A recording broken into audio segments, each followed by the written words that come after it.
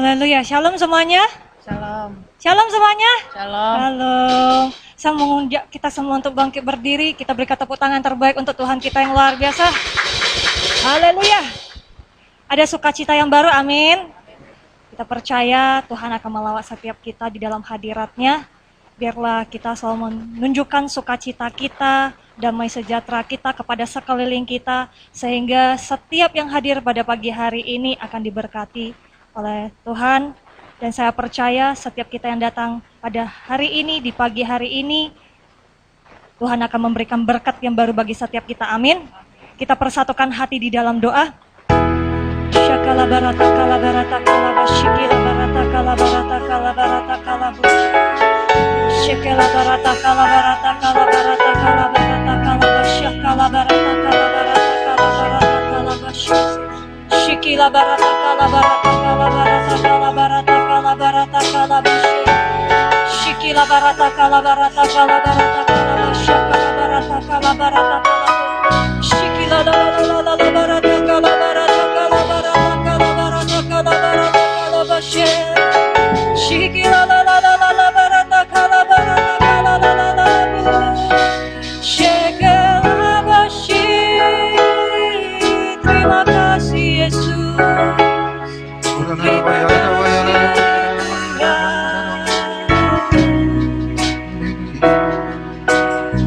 Terpujilah Engkau Allah kami yang maha tinggi, Allah yang kami sembah di dalam nama Yesus Kristus. Terima kasih Bapa buat pagi hari ini Tuhan. Engkau memberikan Tuhan kesehatan kepada kami Bapa, setiap anak-anak-Mu Tuhan. Engkau memberikan kesempatan kepada kami untuk berkumpul bersama, memuji memuliakan Engkau di tempat ini ya Bapa. Abba Bapa, sebelum kami Tuhan masuk ibadah kami Tuhan, terlebih dahulu ya Tuhan Yesus, kiranya Engkau sucikan kami, tahirkan kami, kuduskan kami Tuhan, agar kami Tuhan menjadi anak-anak yang layak memberikan puji-pujian dan penyembahan kepada-Mu ya Bapa.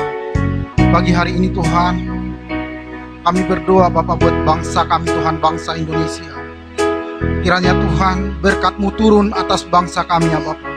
Kami percaya Tuhan, mata-Mu sedang tertuju bagi bangsa kami. Dan kami percaya Tuhan, pemulihan akan terjadi bagi bangsa kami dari Sabang sampai Merauke ya Bapa. Berkati pemimpin kami Tuhan, mulai dari yang tertinggi sampai yang terendah ya Bapa. Kami percaya Tuhan, presiden kami Engkau berkati ya Tuhan. Setiap kebijakan yang dia ambil Bapa adalah kebijakan yang mendatangkan damai sejahtera bagi setiap kami masyarakat Indonesia ya Bapa. Dan kami percaya Tuhan Yesus, perekonomian bangsa kami Tuhan akan Engkau pulihkan di dalam nama Tuhan Yesus. Abba Bapa, berkati juga Tuhan gembala pembina kami Tuhan, Pak Niko beserta 4 wakilnya ya Bapa. Kiranya Tuhan pakai terus hamba-Mu ini Tuhan, membawa api Pentakosta Tuhan dari Indonesia menuju bangsa-bangsa ya Tuhan. Kami percaya Tuhan Yesus, generasi Yeremia Tuhan akan bangkit di seluruh bangsa-bangsa di dalam nama Tuhan Yesus Bapa. Abba Bapa, berkati juga Tuhan Pak Heron dan Pak Devi Tuhan, sebagai pemimpin kami di Rayon 1I Bapa. Bawa terus pelayanan hamba-Mu ini Tuhan naik dan bukan turun di dalam nama Yesus ya Bapa. Kami percaya Tuhan, apapun yang dibutuhkan hamba-Mu ini Tuhan dalam pelayanan, Engkau cukupkan di dalam nama Tuhan Yesus. Berkati juga Tuhan pemimpin kami di tempat ini Bapak Pak Edwin beserta keluarga. Kami percaya Tuhan, bukan secara kebetulan Engkau mengutus beliau untuk memimpin kami di GBI Jehovah Jireh ya Bapak. Kami percaya Tuhan, ada tujuan dan rencana yang indah yang Kau berikan, yang Kau letakkan padanya Bapak, untuk memenangkan kota Batam di dalam nama Tuhan Yesus. Pakai Pak Edwin beserta keluarga dan kami seluruh lapisan jemaat ya Bapak, untuk semuanya berkarya Tuhan bagi hormat dan kemuliaan nama-Mu ya Bapak.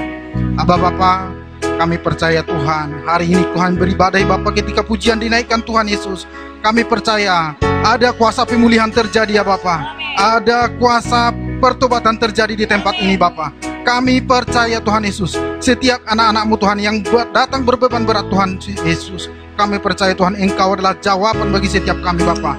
Kami percaya Tuhan, setiap jemaat yang datang dengan sakit penyakit, kami percaya Tuhan, di dalam nama Yesus Engkau jawaban pemulihan di dalam nama Yesus ya Bapa. Abba Bapa, ibadah kami Tuhan hari ini Tuhan kami serahkan dalam tangan kasih-Mu, dari awal pertengahan hingga akhir ya Bapa. Biarlah Tuhan Engkau yang beracara di tempat ini ya Tuhan Yesus.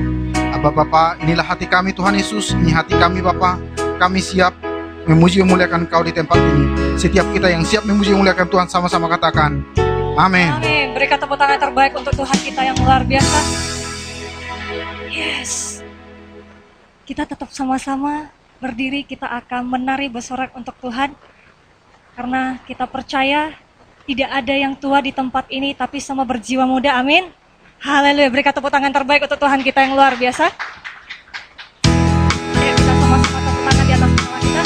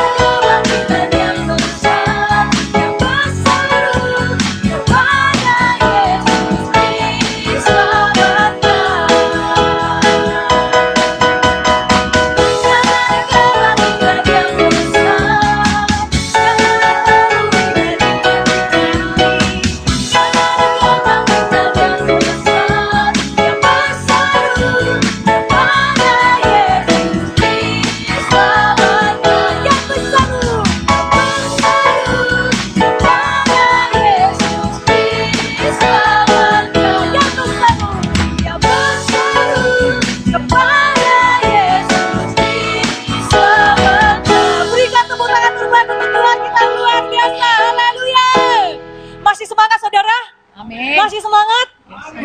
Berikan senyuman yang paling manis. Pakai masker ya saudara, sehingga kita dijagain satu sama yang lain. Amin. Berikan tepuk tangan terbaik untuk Tuhan kita yang luar biasa. Haleluya.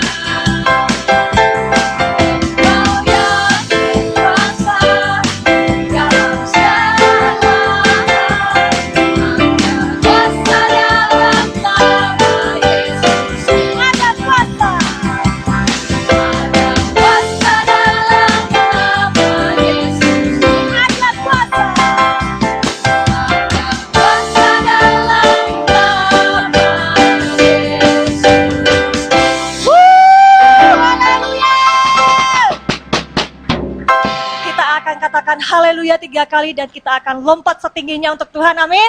1, 2, 3. Haleluya. Haleluya. Haleluya.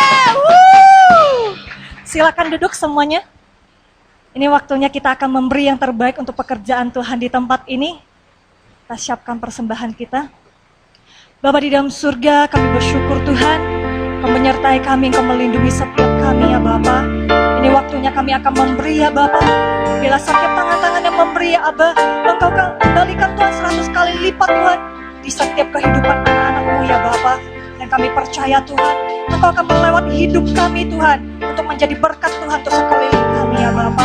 Di dalam nama Tuhan Yesus Kristus, kami mengucap syukur dan berdoa. Kita sama-sama katakan, amin.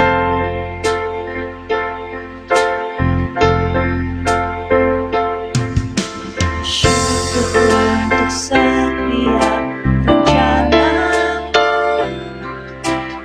dan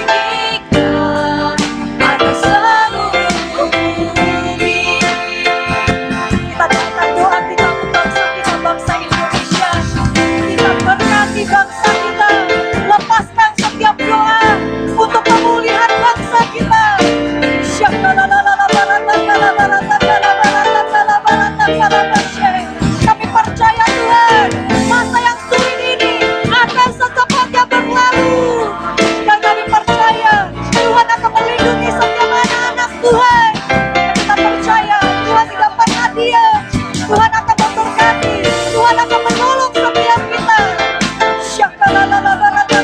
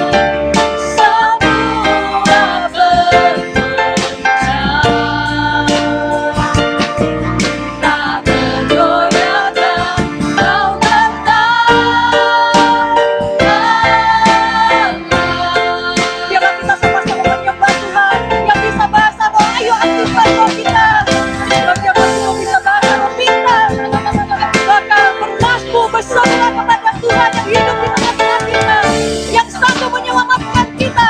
Itu adalah Tuhan Yesus.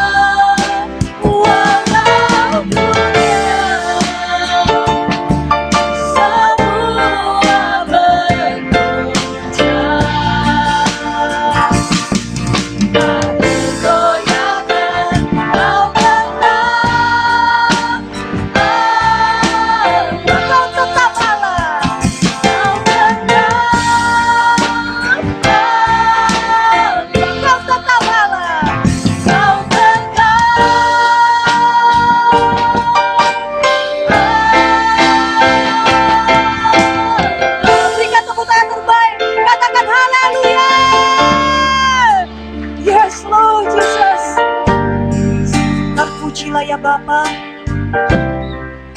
Engkau yang sedang melihat setiap kami Tuhan. Dan kami percaya Tuhan, Engkau akan melindungi setiap kami Tuhan dengan kasih-Mu ya Bapa.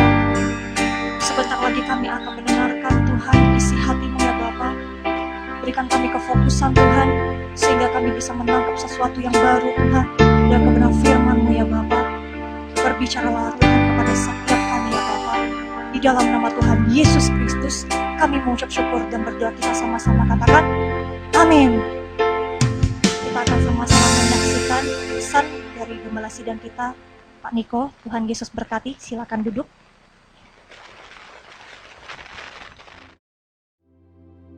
Shalom semuanya.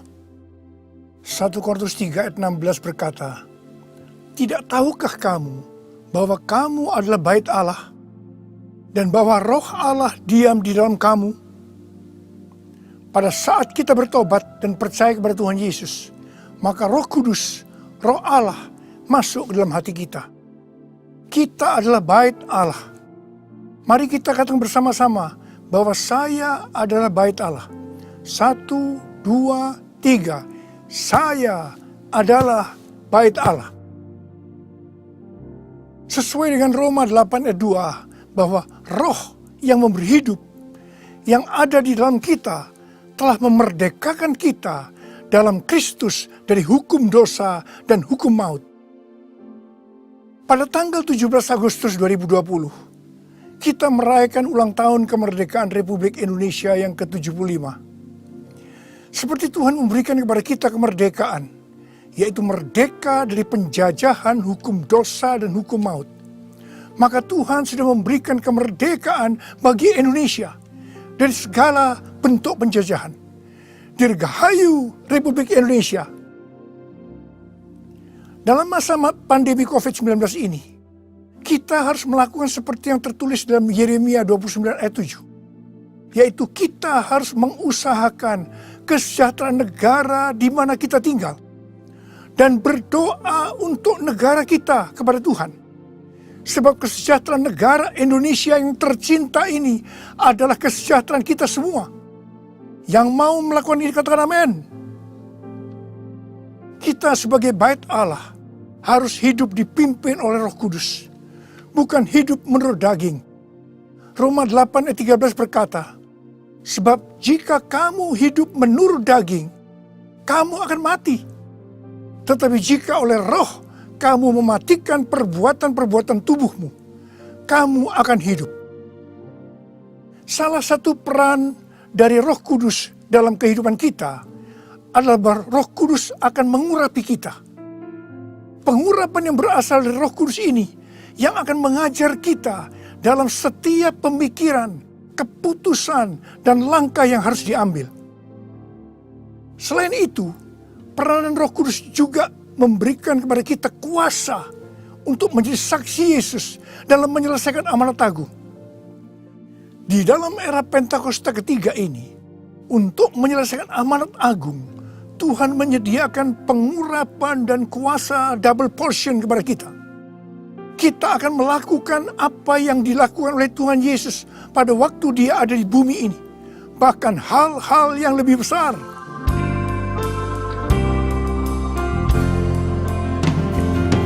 Anointing, fall on me. Anointing, fall on me. Let the power of the Holy Spirit fall on me. Anointing, fall on me. Anointing, fall on me. Anointing, fall on me. Let the power of the Holy Spirit fall on me. Anointing, fall on me. Anointing, fall on me.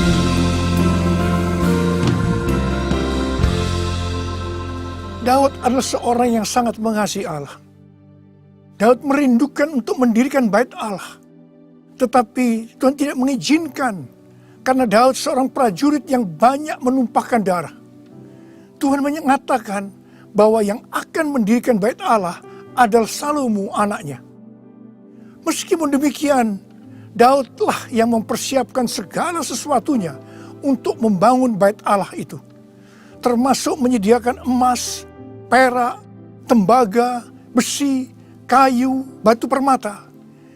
Daud juga yang membuat blueprint.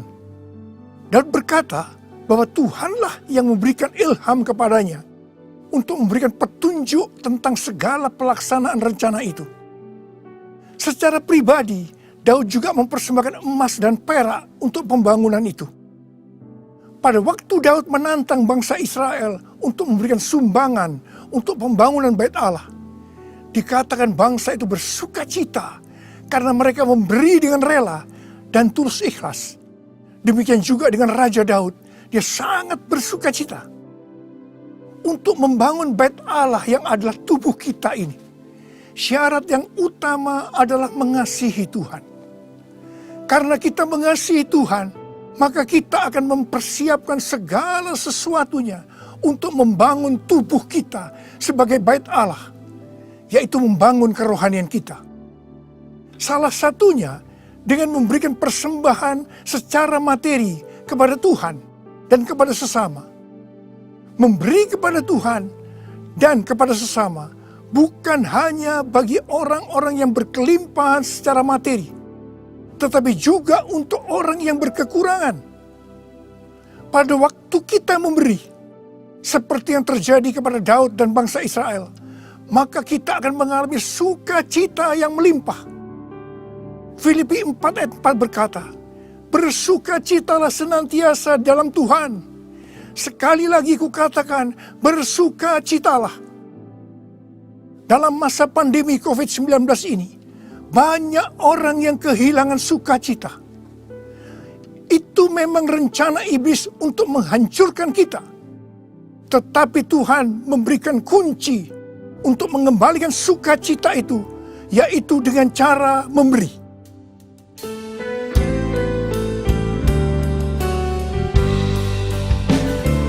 Jadikan aku bait suci-Mu yang kudus dan yang tiada bercela. Jadikan aku mezbah doa-Mu bagi keselamatan bangsaku, bagi keselamatan bangsaku.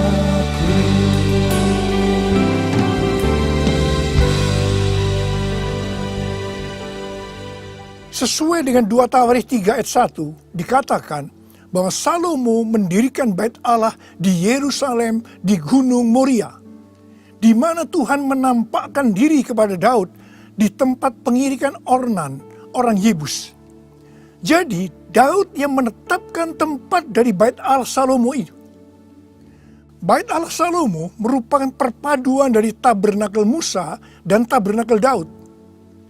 Tabernakel Musa berbicara tentang hukum Allah, sedangkan tabernakel Daud berbicara tentang doa, pujian, dan penyembahan. Sebagai bait Allah, maka kita harus hidup taat kepada firman Allah dan hidup dalam doa, pujian, dan penyembahan. Saya ingat kepada almarhum Bapak Octavianus sebagai pendiri dari YPPII Batu Malang. Setiap kali saya berkhotbah di kebaktian tahunan dari YPPI di Batu Malang, beliau selalu berkata seperti ini. Di dalam ibadah itu ada 2 unsur. Unsur yang pertama, doa, pujian, dan penyembahan. Unsur yang kedua, pemberitaan firman Tuhan. Itu saja. Seperti di gerejanya Pak Niko. Bait Allah Salomo berada di Gunung Moria di Yerusalem. Gunung Moria adalah tempat di mana Daud disuruh Tuhan membuat mezbah bagi Tuhan dan mempersembahkan korban bakaran dan korban keselamatan. Setelah Daud melakukan itu, maka Tuhan mengabulkan doa Daud untuk negeri itu. Dan tulah penyakit sampar yang mengakibatkan 70.000 orang Israel mati berhenti menimpa orang Israel. Tuhan minta agar kita mempersembahkan korban kepada Tuhan. Terutama di tengah-tengah pandemi ini, supaya doa kita dikabulkan Tuhan. Saya bersyukur kepada Tuhan, karena gereja-gereja di Indonesia pada saat pandemi COVID-19 mempersembahkan korban. Bilangan Research Center melakukan sebuah penelitian, dan hasilnya didapati bahwa sebagian besar gereja, yaitu sekitar 75%, pemasukan keuangannya menurun sampai dengan 60%. Tetapi yang luar biasa, justru gereja yang keuangannya menurun 40-60%, gereja itu yang paling banyak memberi.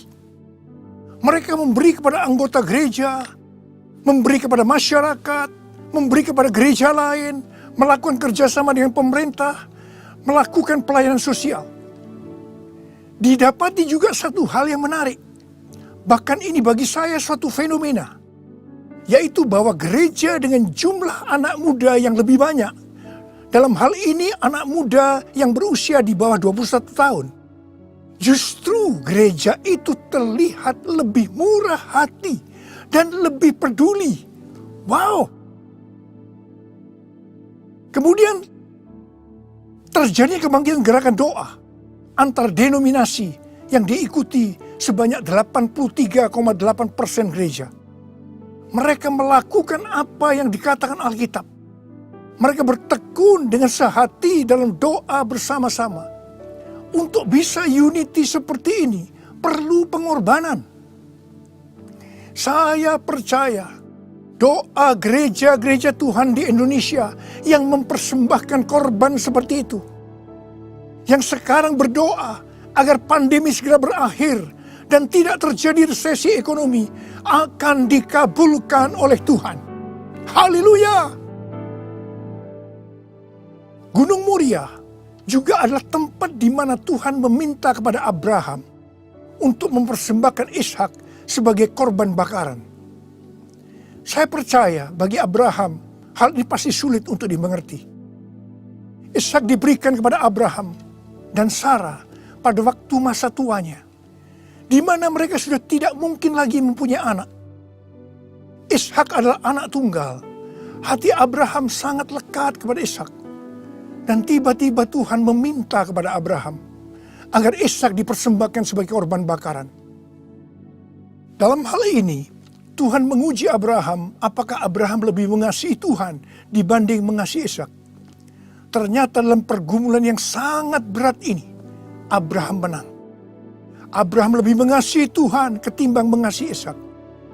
Supaya menjadi pemenang dalam pergumulan ini, perlu pengorbanan. Setelah Abraham lulus dalam ujian ini, dia diberkati Tuhan berlimpah-limpah. Untuk menerima pengurapan dan kuasa double portion, Tuhan pasti akan menguji kita untuk melihat apakah kasih kita kepada Tuhan melebihi kasih kita kepada yang lainnya. Termasuk keluarga, uang, harta, kedudukan, harga diri, dan lain-lainnya. Kita harus keluar sebagai pemenang. Dalam Roma 12 ayat 1, kita diminta untuk mempersembahkan tubuh ini sebagai persembahan korban yang hidup, kudus dan berkenan kepada Tuhan. Sebab itu adalah ibadah kita yang sejati. Untuk mempersembahkan tubuh ini sebagai persembahan yang hidup, artinya tidak mati secara rohani, tidak suam-suam kuku, kudus dan berkenan kepada Tuhan, itu perlu pengorbanan. Tidak benar kalau ada orang yang mempunyai pengertian bahwa setelah kita lahir baru, kita bebas melakukan apa saja dengan alasan pasti Roh Kudus yang menuntun sehingga Bapa akan tersenyum. Tidak benar. Justru kita harus berusaha sungguh-sungguh untuk mempersembahkan tubuh ini sebagai persembahan yang hidup, kudus, dan berkenan kepada Tuhan. Untuk itu perlu pengorbanan.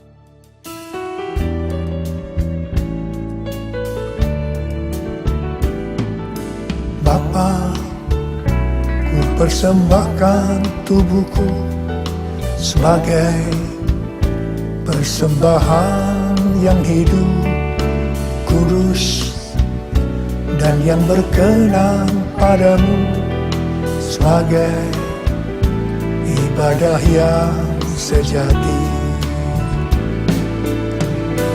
Ku sembahkan Tuhan, ku sembahkan Tuhan, ku serahkan hidupku kepadamu untuk kemuliaan nama-Mu. Kemuliaan nama-Mu.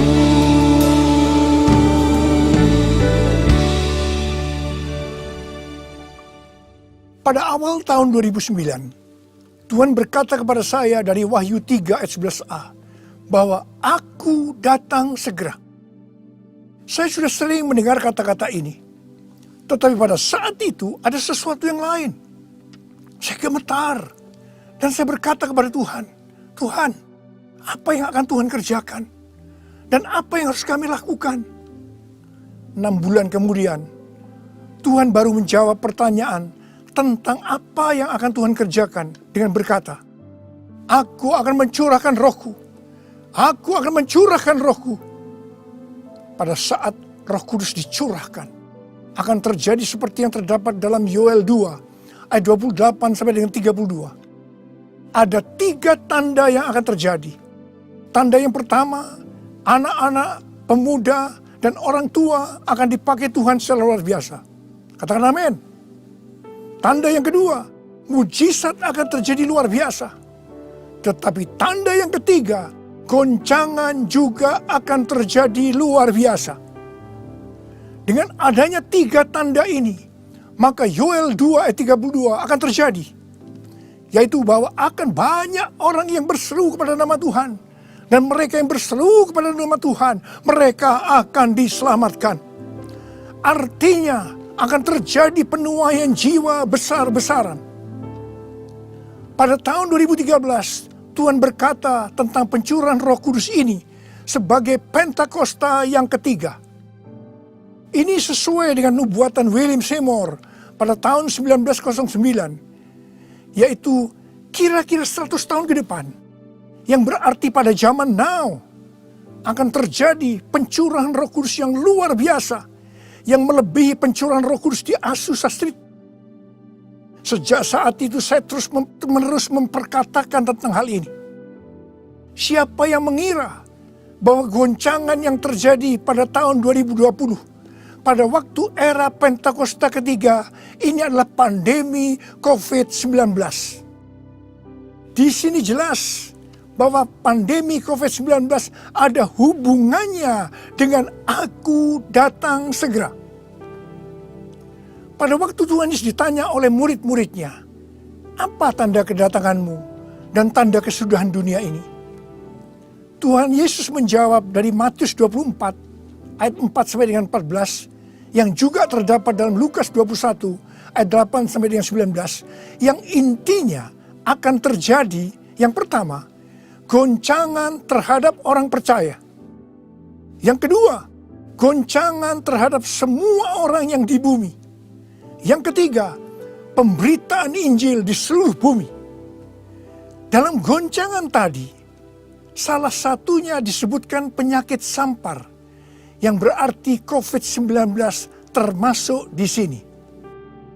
Jadi, pandemi COVID-19 ini adalah bagian dari tanda-tanda kedatangan Tuhan Yesus untuk kali yang kedua. Yang perlu diingat adalah bahwa yang pertama, kita tidak mengatakan bahwa setelah pandemi ini Tuhan Yesus pasti datang kembali. Dalam hal ini kita tidak pernah tahu.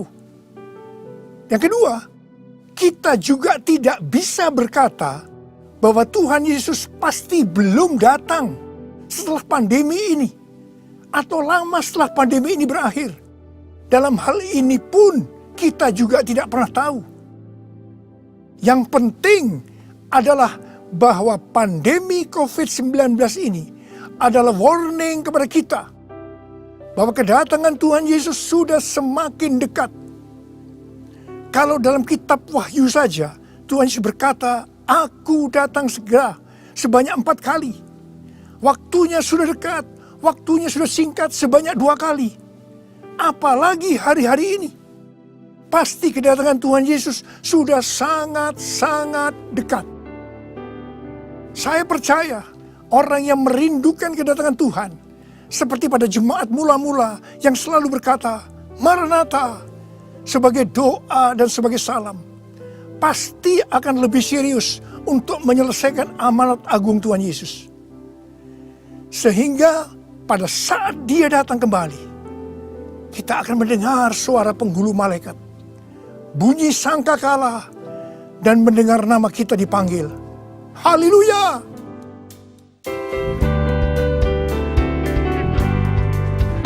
Kalau bunyi sangkakala, kalau bunyi sangkakala, kalau bunyi sangkakala, kalau namaku dipanggil ku ada, kalau namaku dipanggil ku ada.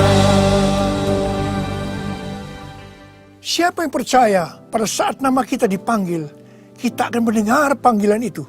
Sebelah angkat tangan. Mari, saudara yang percaya, nyanyikan lagu ini bersama saya.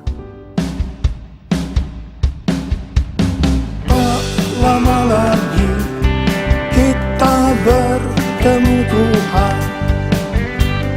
Tak lama lagi kita bertemu Tuhan. Amin. Tak lama lagi kita bertemu Tuhan. Haleluya, haleluya, kita bertemu Tuhan. Haleluya, haleluya, kita bertemu Tuhan.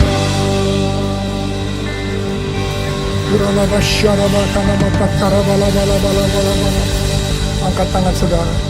Berbahasa roh, berbahasa roh, berbahasa roh saat itu.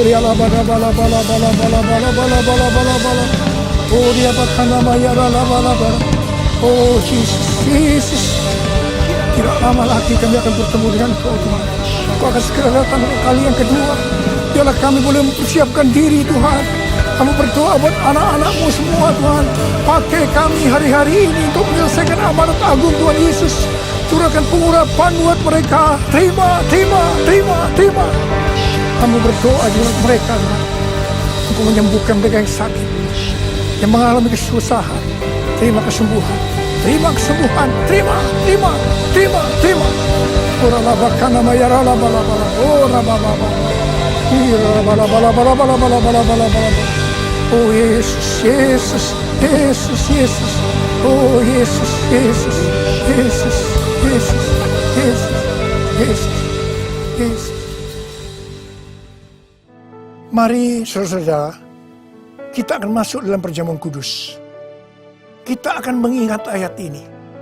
Sebab setiap kali kamu makan roti ini dan minum cawan ini, kamu memberitakan kematian Tuhan sampai Ia datang. Perjamuan kudus adalah perjamuan Tuhan Yesus sendiri.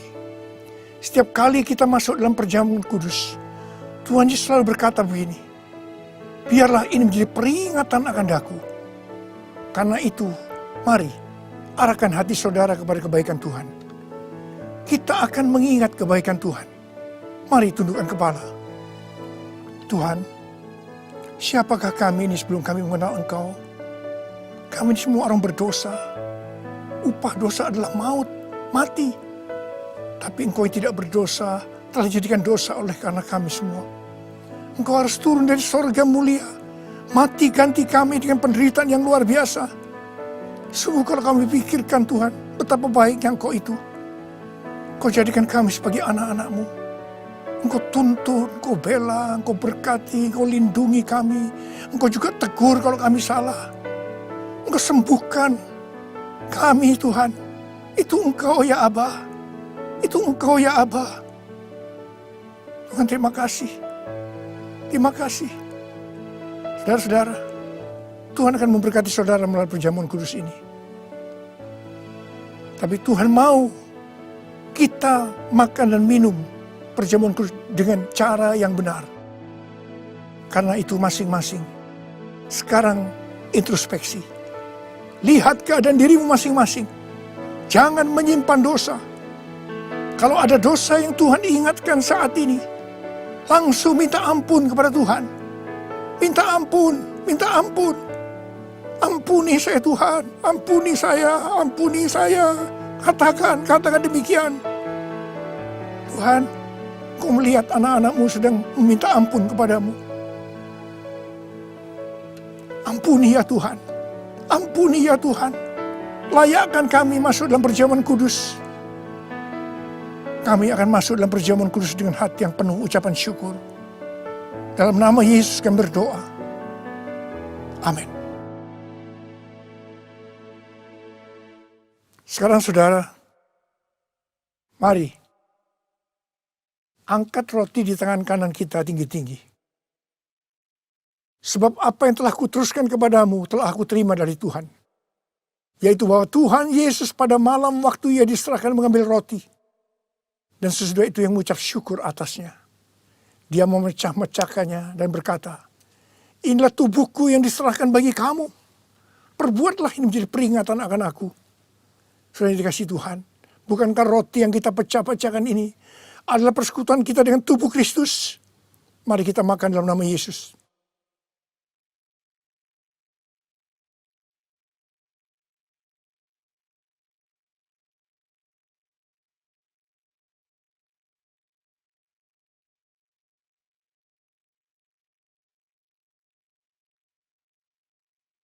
Sekarang angkat cawan di tangan kanan saudara tinggi-tinggi. Demikian juga ia mengambil cawan sesudah makan lalu berkata, cawan ini adalah perjanjian baru yang dimeteraikan oleh darahku. Perbuatlah ini. Setiap kali kamu meminumnya menjadi peringatan akan aku. Saudara dikasih Tuhan, bukankah cawan pengucapan syukur yang atasnya kita ucapkan syukur adalah persekutuan kita dengan darah Yesus. Mari kita minum dalam nama Yesus.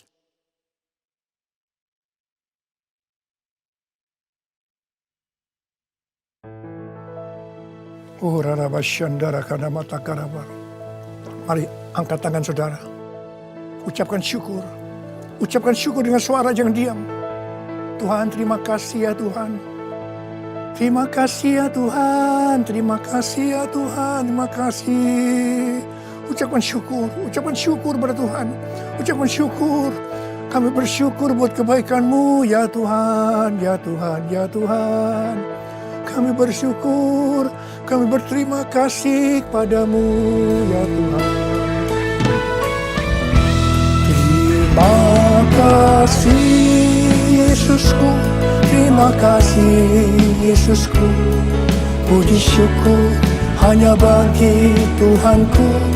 Terima kasih Yesusku, terima kasih Yesusku. Puji syukur hanya bagi Tuhanku. Terima kasih Yesusku, terima kasih Yesusku. Puji syukur hanya bagi Tuhanku. Terima kasih Yesusku, terima kasih Yesusku. Puji syukur hanya bagi Tuhanku. Puji syukur hanya bagi Tuhanku. Puji syukur hanya bagi Tuhanku.